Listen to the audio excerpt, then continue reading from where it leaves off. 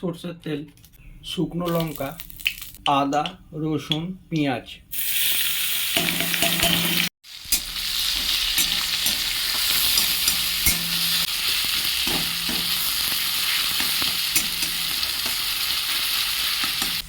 সেদ্ধ করা টমেটো আমি সেদ্ধ করে খোসাটা ছাড়িয়ে নিয়েছি।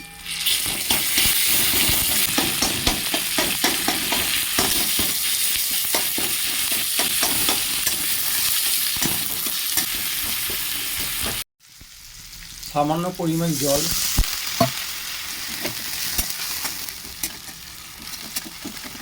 দিয়ে দেবো কেটে রাখা আলু,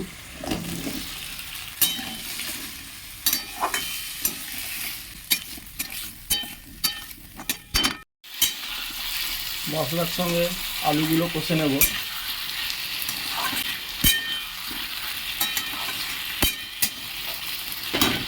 আজকে রান্না করার কিছু জোগাড় হয়ে ওঠেনি, তাই যেগুলো পেয়েছি সেগুলো দিয়ে রান্না করে নিচ্ছি। কুমড়ো আর বেগুন,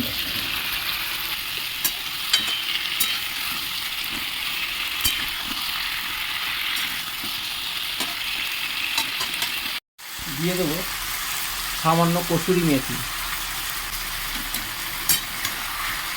এটা একটা রান্নায় আলাদা স্বাদ ও সুগন্ধ আনে।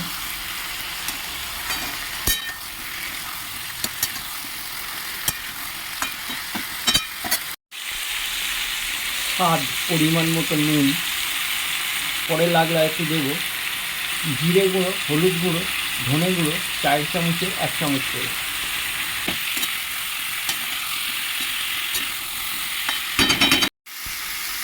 দিয়ে দেবো গরম মশলা গুঁড়ো ও কাশ্মীরি লঙ্কার গুঁড়ো।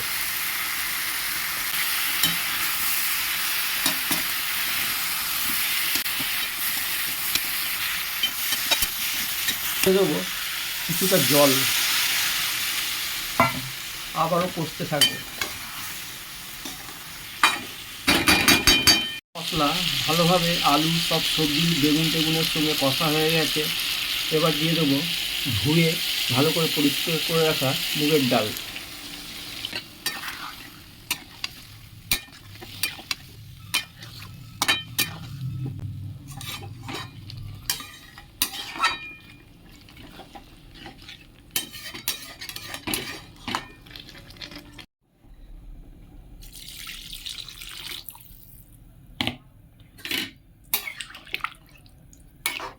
সেদ্ধ হওয়ার জন্যে গ্যাসের আগুনটা কম করে দেব।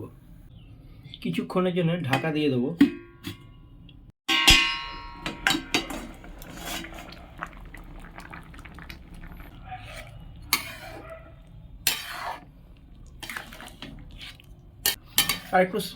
আর একটু সেদ্ধ হবে, কিছুক্ষণের জন্য ঢাকা দিয়ে দেবো ও গ্যাসের আগুনটা বাড়িয়ে দেবো।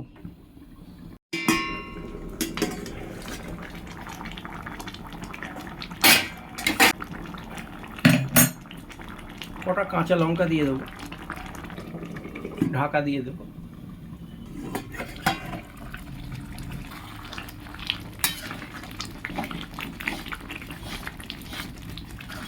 আমার ডাল সবজি সম্পূর্ণ সেদ্ধ হয়ে গেছে, সামনে একটু জল লাগবে।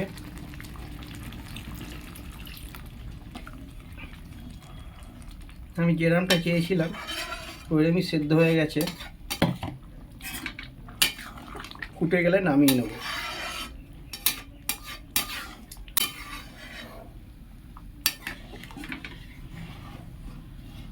আমার এই রান্নাটা যদি ভালো লাগে লাইক, শেয়ার ও কমেন্ট করবেন।